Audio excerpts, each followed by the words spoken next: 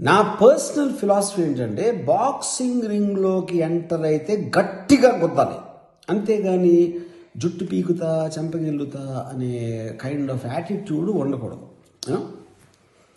అంటే ఇప్పుడు నేను ఇది యాత్ర టూ గురించి మాట్లాడట్లేదు, I'm just making a general observation.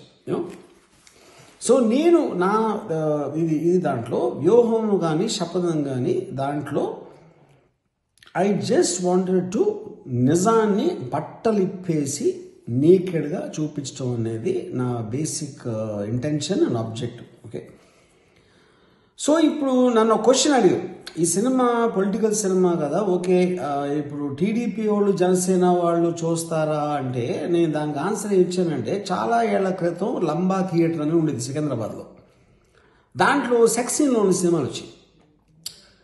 కానీ జనాలు వెళ్ళటానికి నేను అందరికీ సెక్స్ ఇష్టమే, కానీ నేను వెళ్తే నాకు తెలిసిన ఎవరన్నా చూస్తే నేను ఇలాంటి సినిమా చూడటానికి వచ్చానని వాడికి తెలిసిపోతుందేమో వీడికి తెలిసిపోతుందని భయంతో వెళ్ళేవారు కదా. కానీ లంబా థియేటర్ ఒక గొప్ప ప్రజాసేవ ఏం చేసిందంటే ఏ సినిమాల్లో ఉన్నాయి అనేది మన జనాలకి తెలియటానికి ఒక ఇన్ఫర్మేషన్ బ్యూరో లాగా తయారయ్యి వాళ్ళు వేరే వేరే ఆటల్లో అక్కడక్కడ చూసుకునేవారు.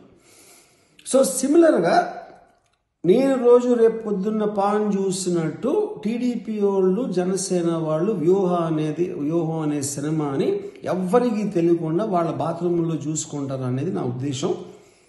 కానీ మీరు అంటే న్యూట్రల్గా ఎవరి పార్టీకి సంబంధించిన వాళ్ళు కాకుండా మీకు అవసరం లేదు, ఎందుకంటే మీరు పబ్లిక్గా అందరితోటి లివింగ్ రూమ్లో చూడొచ్చు. టీడీపీ జనసేన వాళ్ళు బాత్రూంలో చూసుకుంటారు, ఇది ఇన్ఫర్మేషన్. సో వ్యూహం అనేది ఫిబ్రవరి 23 వస్తుంది అండ్ శపథం March 1 వస్తుంది. మీకు ఇష్టం ఉంటే చూడండి, లేకపోతే మానేయండి.